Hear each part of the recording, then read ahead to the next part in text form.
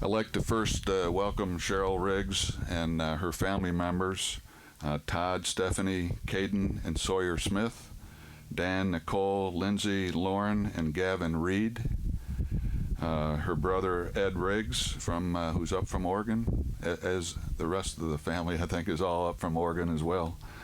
Cousin Luther Horsley from Oregon, and nephews Ryan and Jason Brett. And Cheryl wanted to be sure that I also welcome all the staff from Great as well as Dan and Terry Doran.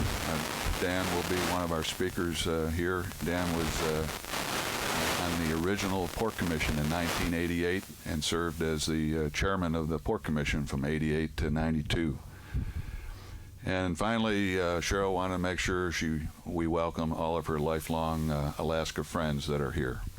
So thank you all for coming. I also like to recognize our mayor, Larry DeVilbiss, and I think we have a couple of assembly members here. I know I saw Steve Culligan. Steve's here in the back. And is Ron Arvin here? Ron was going to try to make it. Port commissioners, we have Steve Burrell and Helga Larson and Noel Woods. Did I miss any assembly members or port commissioners? Oh, I'm sorry, Chris Gates on the end, second row. Okay, so to start things off, I'd like to introduce Pastor Larry Crone.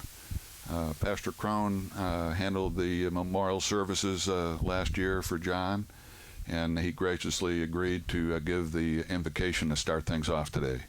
So, Pastor Crone, he wanted me to call him Larry, but I told Cheryl earlier that we got a problem. I thought this was a dedication for a bicycle path. I'm really disappointed. And I had a long, eloquent prayer for a bicycle path, but because it's a road, I will do a John Riggs prayer. Join me, please. We thank you for this valley. Most of all, we thank you for the people of this valley and the joy of being able to live here and the blessing of being able to live here. And I thank you for this group of people right here and right now and the good that you've done in bringing them together. Thank you most specifically for John. Thank you, Father, for his Godward faith and his heart for people. And Father, in honor of his faith, his good intentions, we, Father, pray and ask that you would grant a fresh release of your grace into this project out here in the port.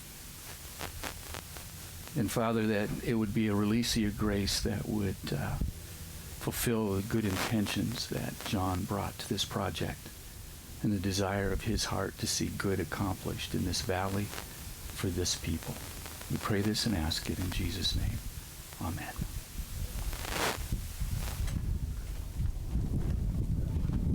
thank you, Larry. Okay, our first speaker this afternoon is Reverend Walker, the office manager for the governor's office in Palmer. Sarah?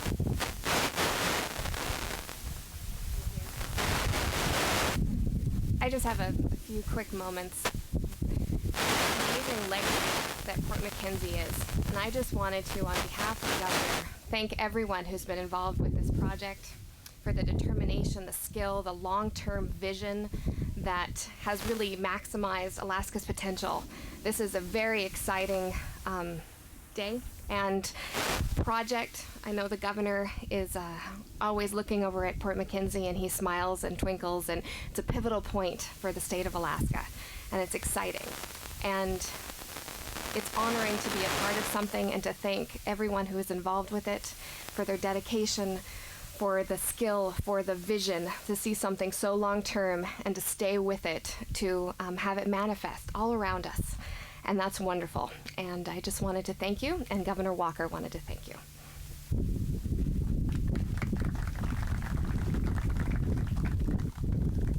Thank you, Sarah. Next will be Drew Ford from the Office of Representative Lynn Gaddis.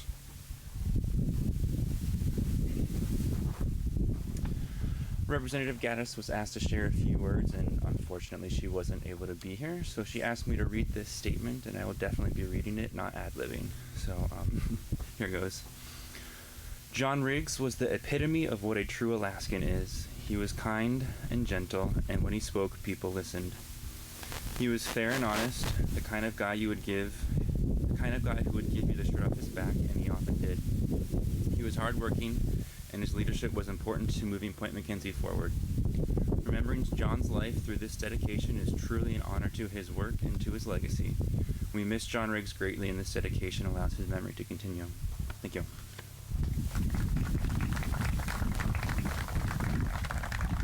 Thank you, Drew. Next will be Dan Doran. As I mentioned earlier, Dan was the first chairman of the initial Port Commission back in 1988 to 1992.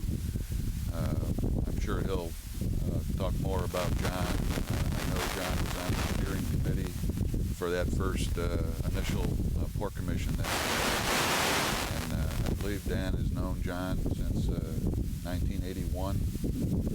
And so he has a long history both with John and with the port. So we welcome Dan and appreciate you coming all the way up from Oregon. Thank you, Mark, and everyone here. First of all, Cheryl gave me the hook already and said 5 minutes. And anybody that does know me, that's probably not going to happen. But I'm going to work at it. I'm going to really work at it. But it's going to be tough for me. It was kind of neat to see a plane fly by right now at a dedication for John Riggs. What a moment that was. 3 things before I get started. Good news, bad news, and 1 clarification. The bad news is I'm probably going to mention some names that 35 years ago some of the people here today don't recognize. Go ahead and the person next to you, ask who that was, and they'll start a story that'll last forever. The second thing is, the good news is most of you that are here today 30 years ago have a long memory, were or were not involved in this project, so as I go forward, at least you'll be able to nod your head and say it really actually could have happened that way. It could have happened that way. So looking back in '84, on one of the downturns of the Alaska boom-bust cycle, a lot of people in the valley were looking for economic stability and a way to create an economic engine to move forward. And throughout the different municipalities, the Chamber of Commerce's, all of those boards and people were meeting in all different areas. And one of the common threads was, if we can't have a Knik Arm crossing, can we at least put a port at Point McKenzie? Can we really find the way to do that? And so there were several groups, as I mentioned, that had ideas and had ways to go. But there wasn't a single or a core group to move forward with those ideas. So in late 1985, there was a group that kind of coalesced around a borough assembly person by the name of Rose Palmquist. I don't know if everybody remembers Rose, but even in her 70s, she was probably the highest energy assembly person at the time. And so she kind of gathered several of us up. Jim Palin at the time was the general manager at MEA. I worked for Alaska Aggregate and was part of the Chamber of Commerce. And John Duffy was the planning director at the borough at the time. And so we all kind of started this small group and started looking at possibilities. As more and more publicly these meetings became, we had more and more people from Valdez to Fairbanks, from Anchorage to Seattle, people with ideas, people with thoughts on how to use Point McKenzie and the port at Point McKenzie to really drive economic development, not just for the valley, even though it was a true valley project, but for all of Alaska. So we did meet and use John a lot. John was our in-house core group engineer, much smarter than the rest of us. Well, if you talk to Jim, maybe not as smart as Jim, but the rest of us, he was much smarter than. And so we moved forward with his ideas and his plans.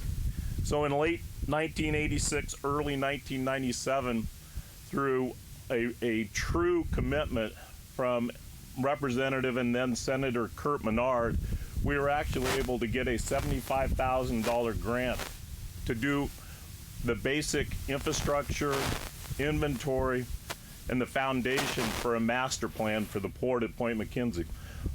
John, I got to stop for just a second. John always said, why is it called the port at Point McKenzie? So that's how I reference it. That's what we actually called it in the beginning. The port at Point McKenzie Port Commission.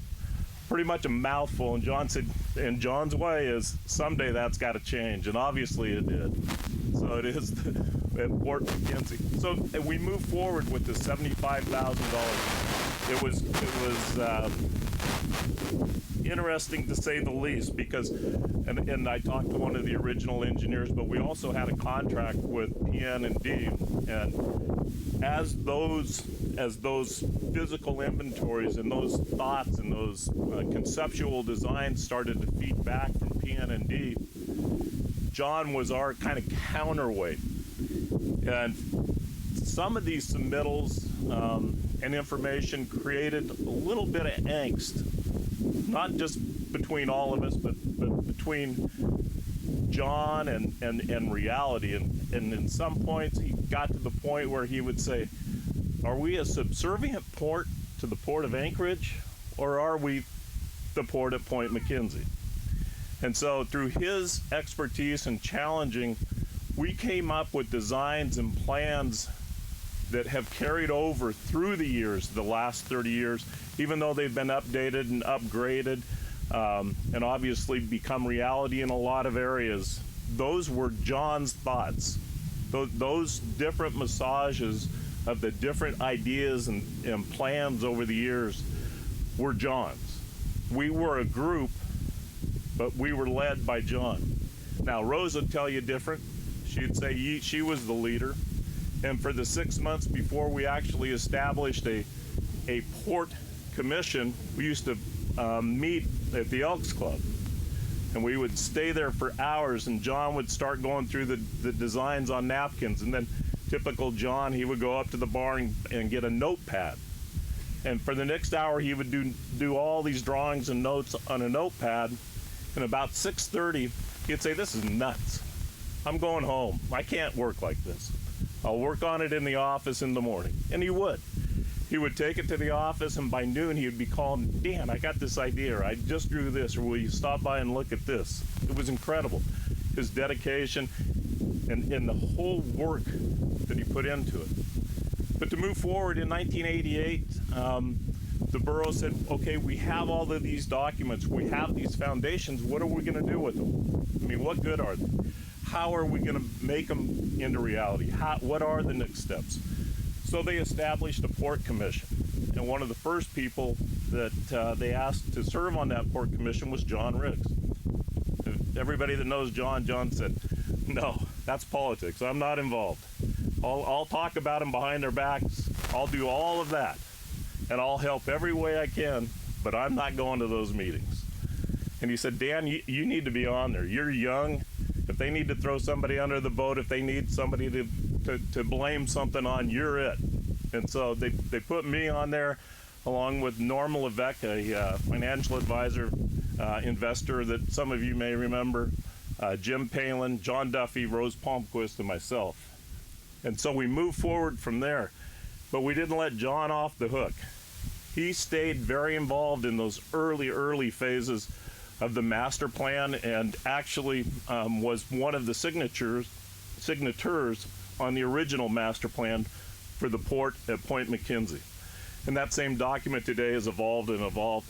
Probably doesn't have a whole lot of resemblance to what's there today, but that was the first logs that got put onto the construction of the port at Point McKenzie, or Port McKenzie, Point, however you want to say it. So as time passed, we left in 1952 or 1992, and as time passed, I learned that John actually was appointed to the Port Commission, which astounded me, to say the least.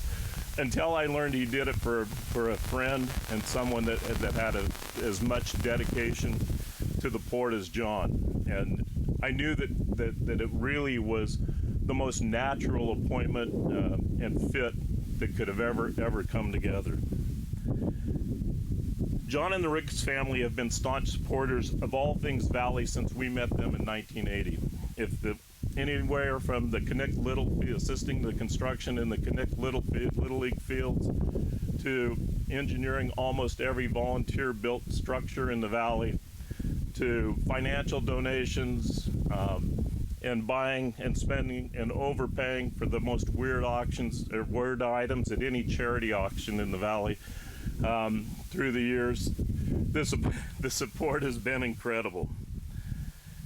So to be a part of this dedication to today and to the memorialization of this structure and road is beyond an honor, but the greatest honor for me personally was to be able to say that John Riggs was a friend. So thank you for all, obviously a great turnout for a very, very, very nice event. Thank you all.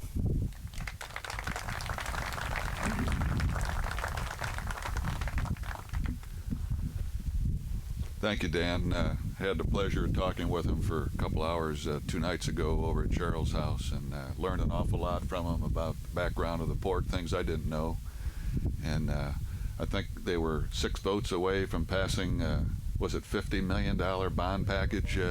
That was a long time ago, but the port would have developed a whole lot faster if that had passed.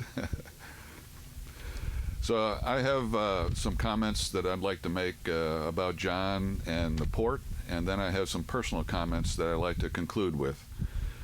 John served, as I mentioned, on the original steering committee from 88 to 92. He also served on the Port Commission for 7 years and 7 months from December of 06 through June of 2014. And he was vice chairman of the Port Commission for 2 years, from 2007 and 2008, and then served as chairman for 5.5 years from January 09 through June of 14. John's long-term vision for the port fostered rapid development,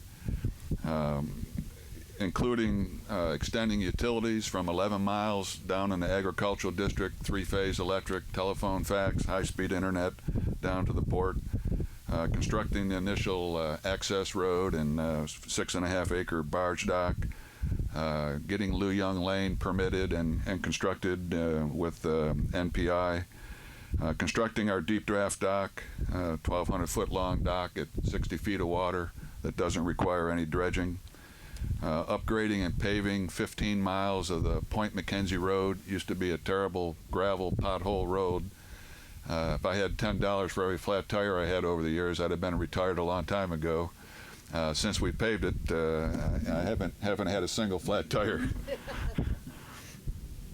Then we did the final paving down to the docks. We completed that last year. We're going to add one more second layer on either this year or next spring to give us 5 inches of asphalt on the hill coming up from the docks to handle heavy lift items.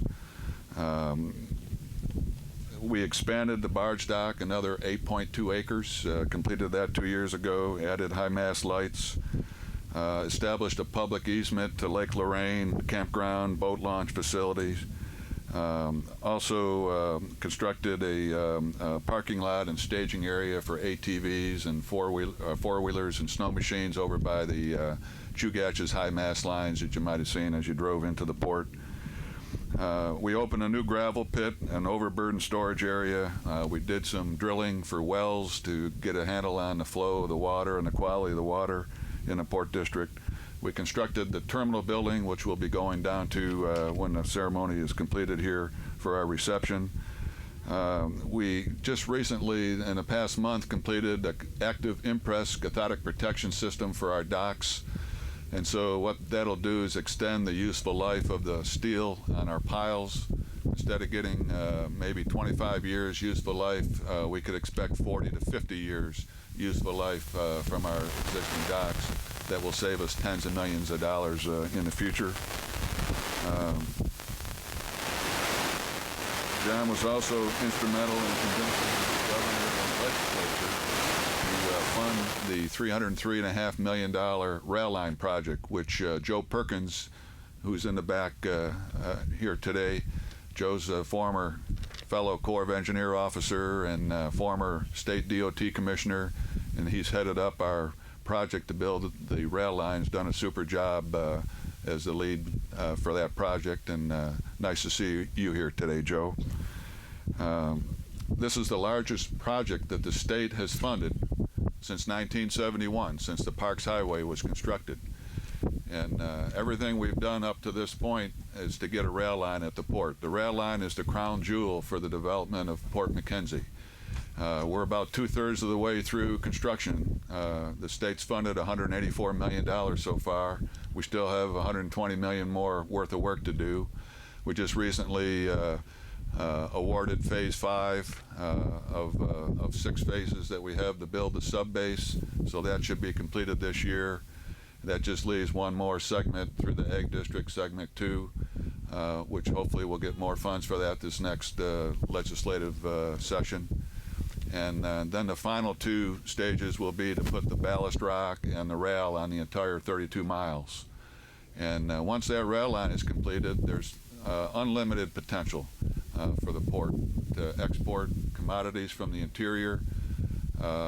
Joe Usabelli has also already told us that his goal is to ship 3 million tons of coal from Healy by 2019. That'll be dependent on how soon we're able to finish the rail line.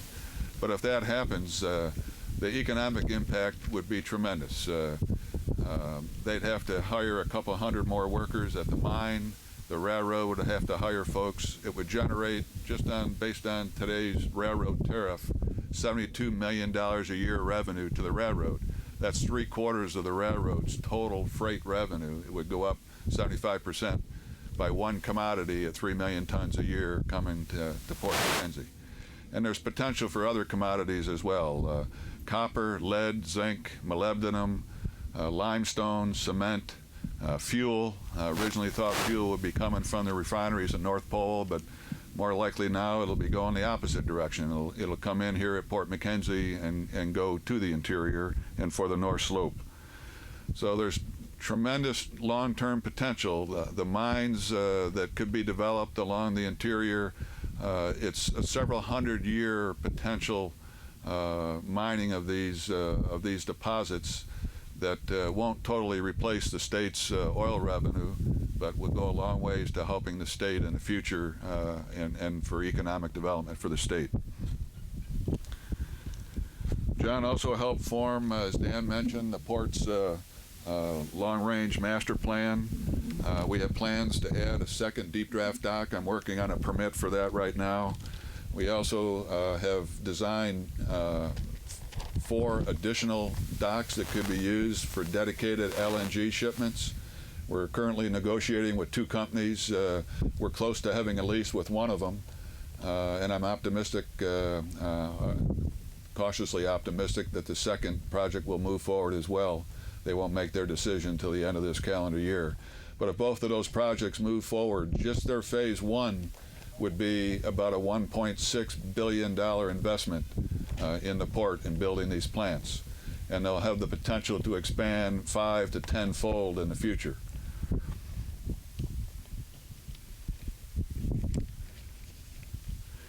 And so all of this is what we've been working towards since 1988. I didn't come on board till 1999. It took leaders like Dan and John and the people that Dan mentioned in his presentation to get things going. And it's been a team effort to get this far. We're still in our infancy here at Port McKenzie, but you can see the potential. I don't want to take any of the away from Cabada from Janet, but can I say what you told me earlier, Janet? Yeah. All right. So it sounds like the Knik Arm Crossing is going to be moving forward. There should be an announcement here in the near future on that. When that project's completed, that'll be a big bump up in what happens here at Port McKenzie. When the rail line's completed, it'll be another big bump up. When an LNG plant goes in, it'll be another big bump up.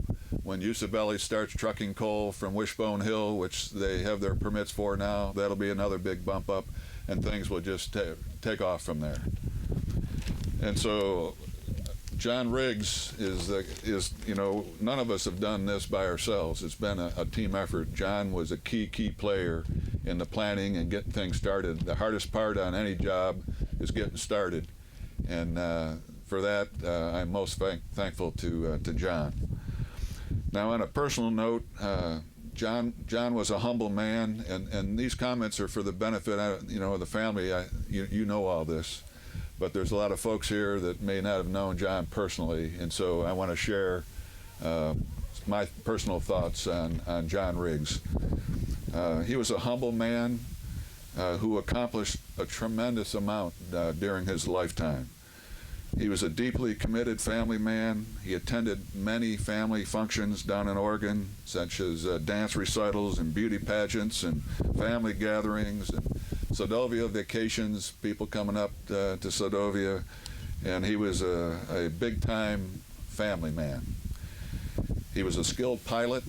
He had a plane here in Alaska that he mostly used to go back and forth to Sadovia with, but did quite a few hunting and fishing trips with it as well.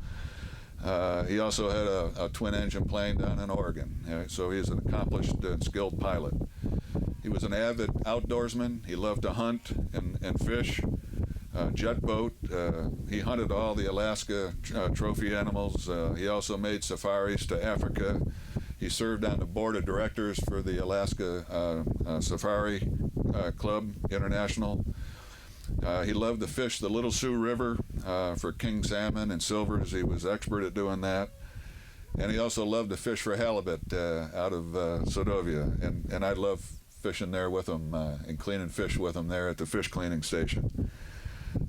He had a tradition that if you caught an Irish lord, one of these little ugly fish on your halibut rig, that you had to put $5 into his kitty, and he claimed he was going to use that to buy a new deep sea fishing rig. But what I think he used it for is to replace all the lures and hooks and things that we lost and the sinkers that we lost over the years. But that was a great tradition that he had. One of my first memories of going to Sadovia with Cheryl and John is they had a trailer there, and right in the middle of the yard was a freezer, just a lone freezer. And I went over and I opened it up, and it was just cram-packed full of halibut, just stuffed to the gills. And he was always giving halibut away to people and replacing it in that cooler. And he did that for quite a few years before he built a beautiful cabin there now, next to the. But I always remember I've never seen a freezer just standing in the middle of a yard. And but that was John. He got the power to it and got the freezer going. That's all he needs to load his fish. He loved the dip net for red salmon on the Copper River. And I know, Ed and Luther, it was very difficult for you both because you were with John when he passed. But he would not have wanted it any other way. No doubt in my mind, I'm sure he was glad that Ed and Luther, that you were both there. And I'm sure he would say that. I was privileged to hunt black bears and caribou and moose at 40 degrees below zero in a tent with John, and we were successful on every trip we went on. He loved the snow machine and operate ATVs on hunting trips and could fix just about anything. He was a skilled engineer, designer, and project manager. He built Great Northern Engineering into a dynamic engineering and design firm and worked on projects throughout the state of Alaska. He was most noted for his ability and his firm's ability for designing fuel tank farms. Most of the fuel tanks at the Port of Anchorage and at the airport were designed by John and the great engineers at Great Northern Engineering. John was a friend to everyone he met. He always offered to help someone in need, whether it was providing a job for an engineer in need or helping someone wire a boat trailer or fix an ATV or a snow machine. He was also skilled at constructing cabins. He built a beautiful cabin at West Papoose Lake and another beautiful cabin down in Sedovia. John loved his dog, Odie. This dog was remarkable. And there was one specific trick I remember. He used to have Odie sit and he'd put a treat on the dog's nose and the dog would just freeze. And until John gave the command, then he'd flip it up in the air and eat it. And he would never flip that or eat it until John gave him the word. It was I've never seen a dog do that. But he loved his dog. He took him to the office every day, and everywhere John went, he took him in the plane. I mean, Odie was with him. He was a staunch Oregon State Beaver fan. He attended many football games over the years. He married the love of his life, Cheryl, who happened to be a graduate of Oregon University, which is the key competitor with Oregon State. And so there were many spirited games between the Ducks and the Beavers, and it was always a lot of fun to go over to their house to watch a football game, and they'd be each in their school regalia and their school colors, each rooting for their teams. Cheryl's usually won most of the games. but I always root for Oregon State. My wife Marilyn, who's here today, she always sided with Cheryl and the Ducks. Same thing with our card games, those were our teams, and we had a lot of great card games together. There'll be some pictures of John when we go down to the terminal building, and after we're down there, I'm going to stop the rotating ones. I'm going to show you one picture in particular that I think sums up John's personality, and I'll explain that when we get down there. I have many other fond memories of John cooking, having John cook a big breakfast on the trailer porch there in Sedovia for everybody. Also, John didn't eat oysters, but he would buy oysters, the fresh Kachemak Bay oysters, and grill them on the grill for everyone that was down there visiting him. And that's the kind of guy he was. Having pancake breakfasts at the fire station and going to 4th of July parades, sitting on the back of his truck, sneaking an ice cream cone over there at the store, and going to the landfill at night, at midnight or 1 in the morning to look at the bears. That was a tradition. Grilling at the port. When we had ships come in, we'd have port commissioners come out. John would always stoke up the grill and cook the burgers or whatever we had. John loved life. He loved his family. He loved his friends. He loved his work. He loved Oregon State. And most of all, he loved you, Cheryl. We'll all miss him, and I'll always remember him as a close personal friend and a mentor. Thank you.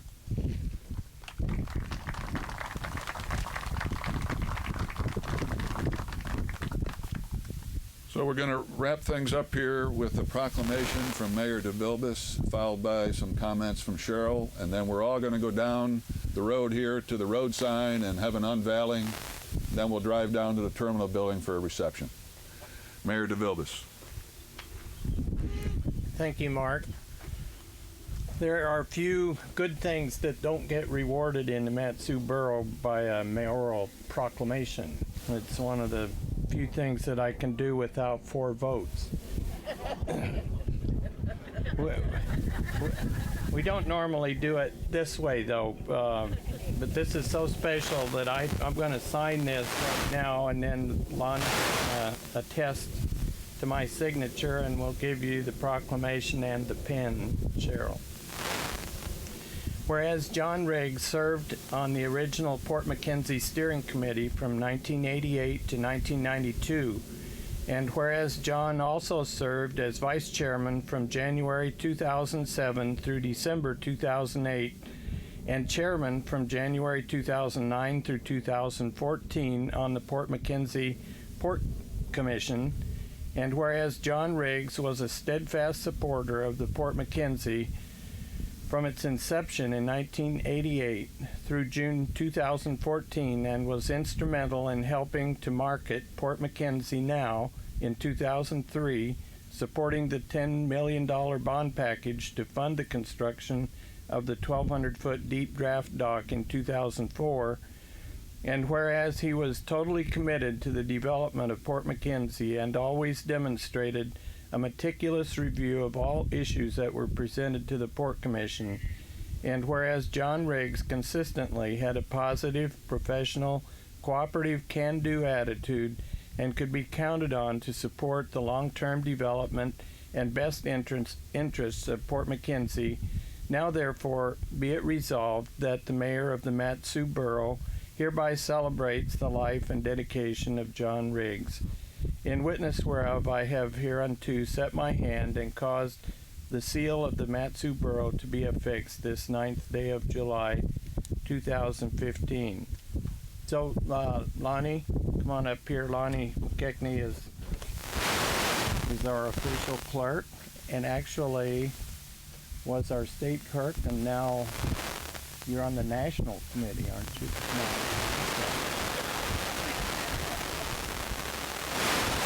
I don't know.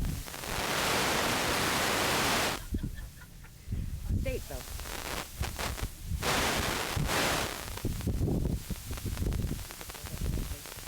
Okay, gonna get a seal too.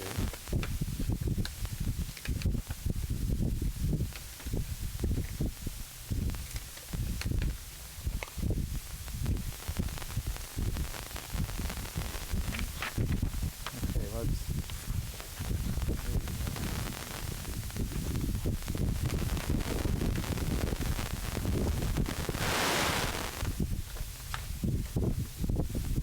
And you're going to get the official mayoral pin that goes with it, too.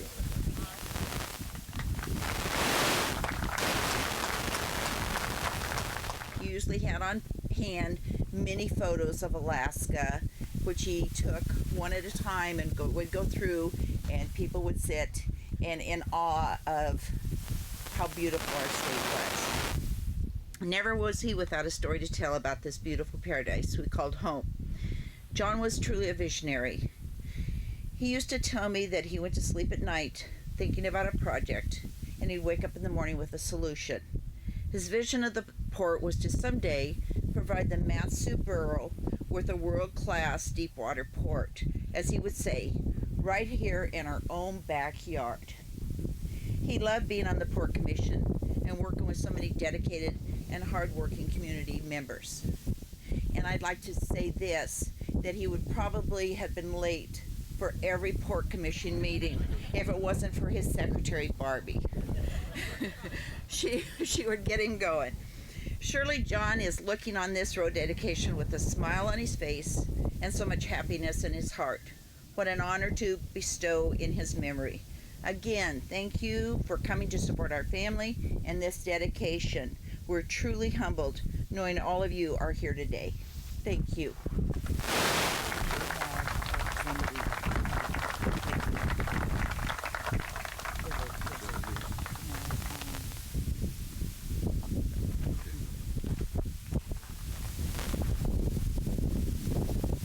Okay.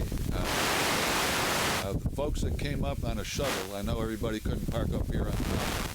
If they could go over, and we'll try to get you to the bottom of the hill and take a left about 50 yards is the intersection of the road. And Cheryl's going to unveil the road sign, and the mayor and assistant manager have another presentation to give to Cheryl. And so we'll make our way down there, and then you can stay in your vehicles if you want. If it's starting to rain or anything, you don't have to get out. And then we're going to drive down to the terminal building. So just go left on the gravel road here down to the stop sign, take a right, and it's about a mile down to the docks there. And we have a reception. We have some pictures to show and share some thoughts and discussion about John. All right? Thank you. Thank you.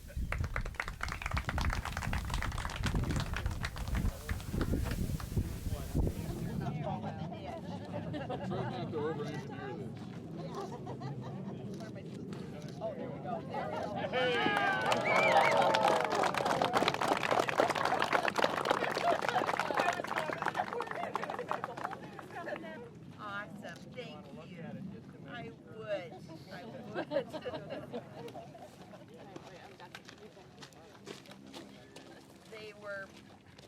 That's okay. That's like my grandkids that are here.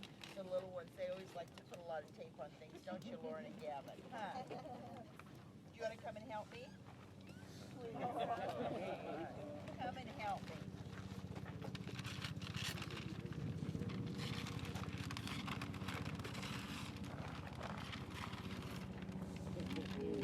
There it goes. There we are.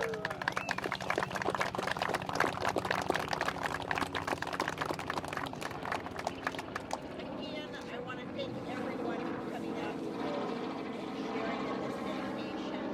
There's a group that I forgot to mention, and 6 months before John passed, we were blessed to be bought out by Old Harbor Knitting Corporation.